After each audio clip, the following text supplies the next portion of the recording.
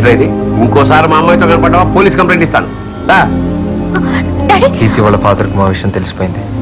తను ఇమీడియట్గా హైదరాబాద్ తీసుకెళ్ళిపోయారు. ఈ కాలం ప్రేమల మీద నమ్మకం లేని ఆయన నా మీద కేసు పెట్టి అరెస్ట్ చేయించారు. ఎప్పుడు పోలీస్ స్టేషన్ గడప తొక్కని మా నాన్న నా కోసం స్టేషన్కి వచ్చి నన్ను విడిపించుకెళ్లాల్సి వచ్చింది. ఆ క్షణం ఆయన కళ్ళల్లోకి చూసే ధైర్యం లేకపోయింది. ఆ చూపు నేను ఎప్పటికీ మర్చిపోలేను.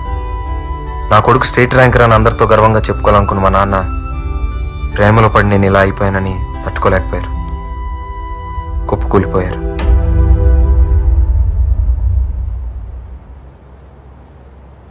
என்னங்க இது இவ்வளோ நேரம் தூங்கிட்டு இருக்கீங்க? எழுந்துருங்க. என்னங்க என்னங்க என்னங்க எழுந்துருங்க.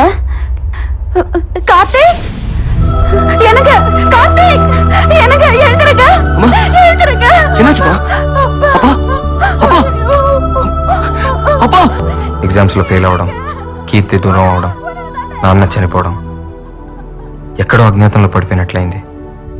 అంతా శూన్యంగా అనిపించి ఒంటరితనం వేధించింది. ఆ ఏకాంతంలో ప్రేమకర్థం మారింది. నాన్నను కోల్పోయి నేను ఇంకేది కోల్పోకూడదు అనుకున్నాను.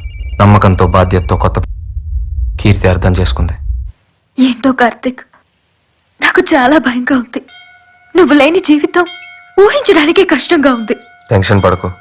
టెన్షన్ కాదు కార్తిక్, నా పరిస్థితి అర్థం చేసుకోమని చెప్తున్నాను. ఇప్పుడు ఏం చేద్దాం? పెళ్లి చేసుకుందాం.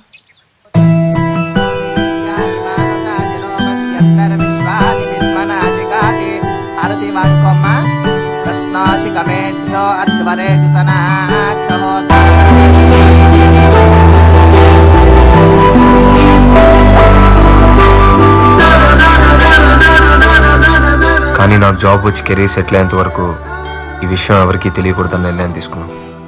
నేను జాబ్ కోసం బెంగళూరులో ట్రై చేస్తున్నప్పుడు నువ్వు కీర్తిని చూసావు. ఏంటి డల్గా ఉన్నావు? ఏమైంది? వాడెవడో తెలీదు గాని నన్ను చాలా డిస్టర్బ్ చేస్తున్నాడు. నేను ఎక్కడికి వెళ్ళినా నా వెనకాలే వస్తూ లవ్ చేస్తున్నానని టార్చర్ చేస్తున్నాడు. అందమైన అమ్మాయిలకి కామన్ ప్రాబ్లమేగా. సరే వదిలే, చూద్దాం. అలా అంటావేంటి? ఈ పాటికి నేను మంచి జాబ్ లో సెటిల్ అయ్యేదాన్ని. దాన్ని చెడగొట్టాడు. నాకు అసలు మనశ్శాంతి లేకుండా చేస్తున్నాడు. వాడిని ఏం చేయాలో తెలియడం లేదు. ఎవడాడు? అర్థమయ్యేలా చెప్తే ఎవరికైనా అర్థమైంది. ఆ సంగతి నాకు వదిలే. కీర్తిని డిస్టర్బ్ చేస్తున్నా నిన్ను కొడదామని నీ కాలేజ్కి వెళ్ళాను. హలో బాస్, ఇక్కడ నారాయణ అంటే ఎవరు? మీరెవరు బాస్? అతనితో నాకు కొంచెం పని ఉంది. తన మధ్య కాలేజీకి రావట్లేదే. మరి తను ఎక్కడున్నాడో తెలియాలంటే మేబీ వాళ్ళ నాన్న పనిచేసే వర్క్ షాప్ దగ్గరికి వెళ్తే ఏమైనా ఇన్ఫర్మేషన్ దొరకచ్చు. Okay, thanks. ఏమండి ప్రభాకర్ గారు ఉన్నారా? ఎక్కడ ఉంటాడు? వాడి కొడుకు చేసిన మనసు గాయానికి గాయాలతో హాస్పిటల్లో బెడ్ మీద చావు బతుకుండా ఉన్నాడు. అంటే ఉంది, చదువుకోవడానికి కాలేజీకి పంపిస్తే ప్రేమే జీవితాన్ని తిరుగుతూ జీవితమే లేకుండా చేసుకుంటున్నాడు. నీ గురించి పూర్తిగా తెలుసుకున్నాక నీ విషయంలో ఏం చేయాలనుకుంటున్నానో కీర్తికి చెప్పాను. నేను చెప్పేది కొంచెం అర్థం చేసుకో కీర్తి. వాడి లైఫ్ స్పాయిల్ అయిపోతుంది.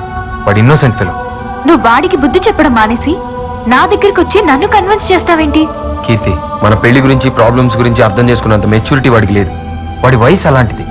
ఆ వయసు దాటే కదా మనం ఇక్కడికి వచ్చాం. మనమే వాడిని అర్థం చేసుకోవాలి. నువ్వు నా మాట విని నేను చెప్పినట్టు చేస్తేనే వాడి లైఫ్ బాగుపడుతుంది. లేదంటే వాడు చచ్చిపోతాడు. ఆల్రెడీ ఒకసారి సూసైడ్ అటెంప్ట్ కూడా చేసుకున్నాడు. You have to understand. ఆ రోజు నువ్వు ఉన్న పరిస్థితుల్లో నీకేం చెప్పినా అర్థమయ్యేది కాదురా. అందుకే కీర్తిని కన్విన్స్ చేశాను. మీ మొగుడు పిల్లలు ఆడి నాటకం చాలు.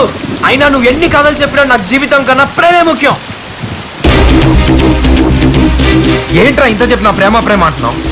ఏంట్రా నీ ప్రేమ? ఎక్కడో బస్ స్టాప్ లో ఒక అమ్మాయిని చూసి ప్రేమించానంటూ వెంటపడి విసిగించడమా? అమ్మాయి లైఫ్ ఏంటో, అమ్మాయి పరిస్థితులు ఏంటో ఏం అవసరం లేదా నీకు? తీరా అమ్మాయి నీ ప్రేమను ఒప్పుకోపోయేసరికి పిరికి వాళ్ళ చావాలనుకున్నావు అంతేగా? అదే కొంచెం ధైర్యం ఉంటుంటే అమ్మాయినే చంపేసేవాడివేమో. ఇదేనా ప్రేమ అంటే? రే నారాయణ, ప్రేమ అంటే చంపడమో చావడమో కాదురా, అదో గొప్ప బాధ్యత. ప్రేమించావు, పెళ్లి చేసుకున్నావు, నా బాధ నీకే అర్థం అవుతుంది. ఎన్ని లెక్చర్లు అయినా ఇస్తావు. వీన్ని పాటించడానికి పిక్చర్లో నేను ఒకటి ఉన్నాను కదా. అది కాదురా, నన్ను చూడు. చదువుకోవాల్సిన టైంలో ప్రేమలో పడి కెరీర్ మొత్తం నాశనం చేసుకున్నాను. సెటిల్ అవ్వాల్సిన టైంలో ఇంకా స్ట్రగుల్ అవుతానే ఉన్నాను. నేను చేసిన తప్పే నువ్వు కూడా చేయకూడదనేరా ఇదంతా చేసి. నువ్వు ఎన్ని చెప్పినా ఎంత చెప్పినా ప్రేమ లేని జీవితం నాకు వేస్ట్. నాకు చాలా దారి లేదు. నేను చెప్పాల్సింది చెప్పాను. ఇక నీ జీవితం నీ చేతిలో ఉంది. బతికి సాధిస్తావా, చచ్చి ఓడిపోతావు, నీ ఇష్టం.